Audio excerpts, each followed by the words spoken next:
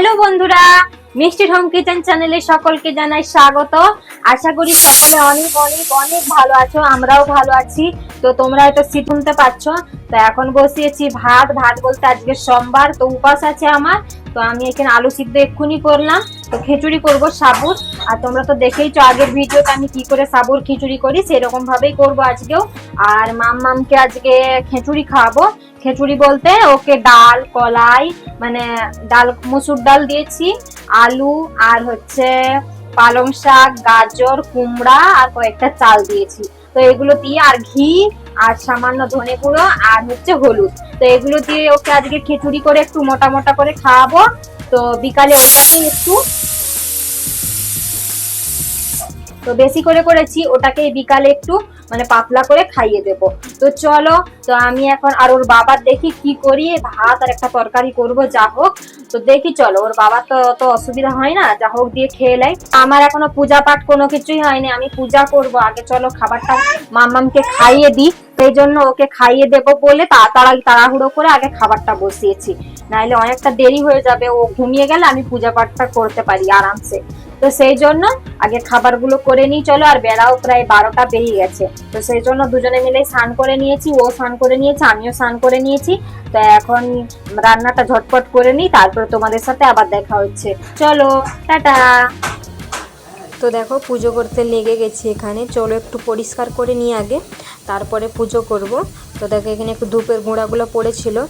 তো এটা তো আমার একটা টেবিলের উপরে দাঁড়িয়ে আছে স্ট্যান্ডটা, আমি এটাকে ভালোভাবে করব একদিন। তো যাই হোক চলো পরিষ্কার করে নিয়েছি। তো এখন পরিষ্কার করে প্রসাদ যেটাতে রাখবো, মানে যেটাতে দেবো, সেটা দেখো ধুয়ে এখানে ভালো করে জল দিয়ে দিয়েছি। আর এই যে ধূপটা দেখো, এই ধূপটা না অন্য ধূপ, এটা হচ্ছে মানে স্বাভাবিক ধূপ নয়। এই ধূপটা এত স্মেল, মানে ধূপটা না কাঁচা, মানে ভিজা, শুকনা ধূপ যেরকম হয় না সেরকম নয়, তো প্রচণ্ড স্মেল হয়। আর ধূপের ধোঁয়াটাও প্রচণ্ড হয়। এই যে দেখো এদিকে দেখো প্রসাদ দিয়ে দিয়েছি, 5টা পেড়া আর হচ্ছে চিকলি। তো দেখো এখন আরতি করে নিচ্ছি। আরতি করার পরে দেখো আমার এই মন্দিরটা কেমন লাগছে, তো একদম সাদা মাঠা। তো কেমন লাগছে তোমরা বলো দেখতে। এই দেখো এখানে প্রসাদ, আর এই যে দেখো আমার ভগবান সকলে। আর এই দেখো মানি প্ল্যান্ট গাছটা কত বড় হয়েছে, এই গাছটা আমার অনেক বড় হয়ে গেছে। আর পাতাগুলো এত সতেজ, আর এর মাঝে দিয়ে দেখো আমার গোপালকে দেখা যাচ্ছে, কত সুন্দর লাগছে। তো এই রান্না বান্না এখনো মামের ভাত হয়ে গেছে, তো ওর বাবার ভাত হচ্ছে, আর আমি সাবুর খিচুড়ি করছি এখন। তো এই তেলে জিরাটা ফোড়ন দিয়ে, তো দেখো এখানে সবকিছু আমি নিয়ে নিয়েছি। এই দেখো লঙ্কা আর হচ্ছে সাবু আর হচ্ছে বাদাম।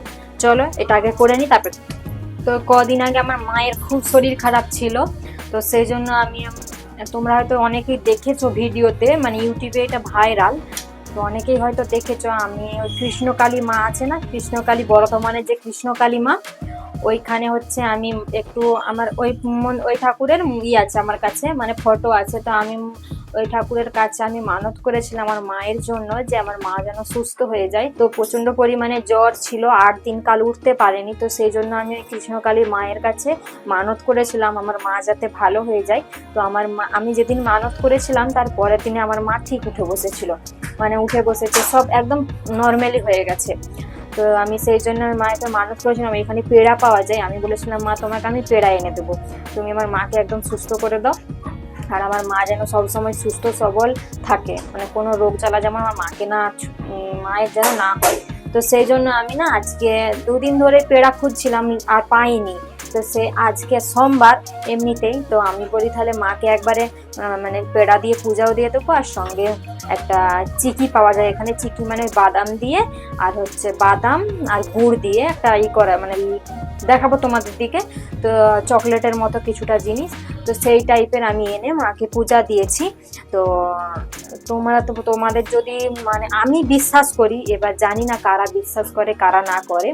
তো তোমরা যদি বিশ্বাস করে দেখতে পারো, অবশ্যই তোমরা ওই ফোনে সার্চ করো, দেখবে পেয়ে যাবে।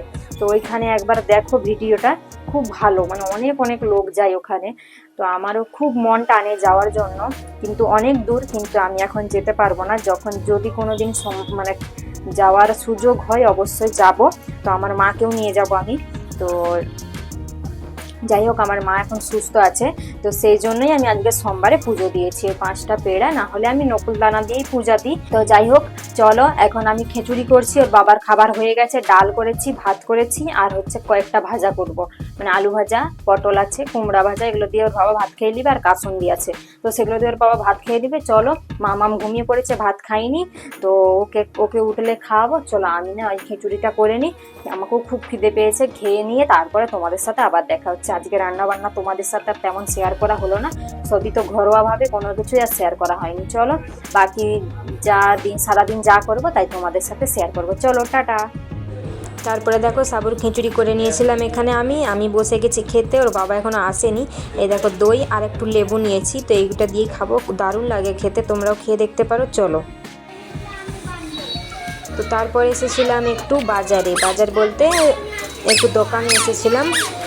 তো দেখো মামকে নিয়ে আসছিলাম, তো ও হেঁটে হেঁটে আসতো, ও মোটে কোলে উঠবে না। তো দেখো জুতোটা পরিয়ে দিয়েছি, প্যাক প্যাক করে জুতোটা বাজছে, আর ও যাচ্ছে, আর রাস্তায় যেই যাচ্ছে তাকেই দেখছে, হ্যাঁ তার দিকে তাকাচ্ছে, আর কি আর বলবো, দেখো ওর অবস্থা।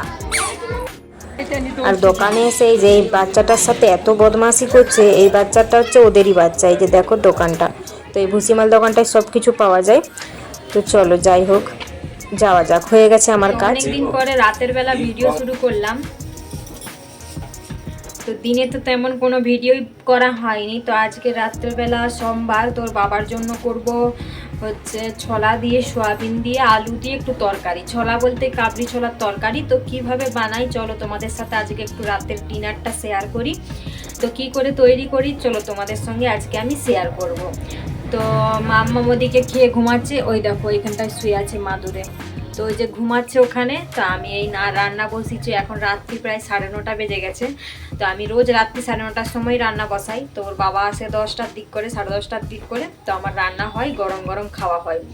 তো ওই জন্য আজকে তোমাদের সাথে একটু শেয়ার করলাম। তো অনেক দিন হলো মানে রাতে কোনো ভিডিওই করা হয়নি, দুপুর পর্যন্তই করা হয়, তো তারপরে আমাকে এডিট করতে হয়, তো সেই ভিডিও করাই হয়নি সকাল থেকে তেমন কোনো। তো ভাবলাম আজকে তোমাদের সাথে এই রান্নাটা আমি শেয়ার করি। তো আমি কিভাবে করি চলো তোমাদের সাথে শেয়ার করি। তো দেখো এখানে বসিয়ে দিয়েছি, তো একটু তেল দিয়ে দিচ্ছি, একটু বেশি করে দেবো তেলটা। তারপরে দেখো এখানে পেঁয়াজ আর টমেটো, একটা পেঁয়াজ দিয়েছি গোটা, আর একটা পুরো টমেটো দিয়েছি। তো এখন এটাকে একটু নুন দিয়ে ভালো করে ভেজে নেব, তো এটা গলে গলে যাওয়া পর্যন্ত ভালো করে ভাজবো। চলো। তো দেখো ভাজা হয়ে গেছে, গলেও গেছে কতটা। আর দেখো এখন আমি মশলা দিয়ে দেবো। এই যে দেখো ছোলা মশলাটা দেখছো না, এটা মনে হয় দেশেও পাওয়া যায়, আমি দেশে কোনোদিন দেখিনি, তো এখানে পাওয়া যায়। এই মশলাটা কিন্তু খেতে খুব সুন্দর লাগে। তো আমি এখানে রসুন আদা কোনো কিছুই দিইনি, এই মশলাটা দেবো, আর দেবো সামান্য ধনে গুঁড়ো। তো লঙ্কাও দিতে হবে না, এতে লঙ্কা টঙ্কা সব দেওয়া আছে এই মশলাটাতে। এবার তোমরা যদি এর থেকেও বেশি ঝাল দরকার হয় মানে তোমরা দিতে পারো, কিন্তু এটা মিডিয়াম ঝাল। তো যাই হোক চলো, এখন জল দিয়ে একটু মশলাটা ভালো করে কষিয়ে নেব। চলো, যতক্ষণ তেল ছাড়ছে ততক্ষণ মশলাটাকে কষাবো। তো এখানে আদা রসুন দিইনি বলে দেখো তেলটা আগেই ছেড়ে গেছে। দেখো মশলাটা খুব সুন্দরভাবে কষিয়ে এখন আমি আগে থেকে যে হলুদ মানে দিয়ে ছোলা আর হচ্ছে কাবলি ছোলা, আলু আর সয়াবিনটা যে সিদ্ধ করে রেখেছিলাম সেটাকে দিয়ে দিলাম দেখো এখানে। তো এখন এটাকে একটু মিশিয়ে একটু কষিয়ে নেব, তারপরে জল দিয়ে দেব। তো একটু রস রস রাখবো, কারণ একটাই তরকারি আর কোনো কিছু নয়। তো দেখো একটু রস রস রাখবো।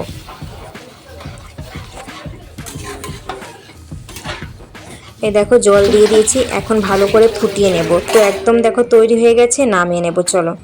তো চলো, রান্না বান্না হয়ে গেছে, একদম কমপ্লিট। তো এটা ফুটে উঠলেই একদম তৈরি হয়ে যাবে। তো এরকমভাবেই আমি তৈরি করি, তোমরা কিভাবে তৈরি করো তোমরা অবশ্যই কমেন্ট করে জানিও। চলো এই পর্যন্তই ভিডিওটা, সবাই ভালো থেকো, সুস্থ থেকো, শুভরাত্রি। আমারও ঘুম পেয়েছে, চোখগুলো দেখছো তোমরা বুঝতেই পারছো হয়তো, প্রচণ্ড জ্বালা জ্বালা করছে। তো সেই জন্য দেখো চেয়ে থাকতে পারছি না, চোখের পাতা মানে প্রচণ্ড পরিমাণে পড়ছে। তো যাই হোক চলো, রান্নাবান্না হয়ে গেছে, একটু শুই, আমার প্রচণ্ড চোখ জ্বালা জ্বালা করছে। তো ঘুমের জন্যই মনে হয়, জানি না। তো সারাদিন একটুও শুতে পাইনি, মাম্মাম দুপুরবেলায় উঠে গেছিলো, তো একটুও ঘুমোতে দেয়নি। তো টিভি দেখছিলাম বসে বসে, তো সেই জন্যই মনে হয় চোখগুলো জ্বালা জ্বালা করছে।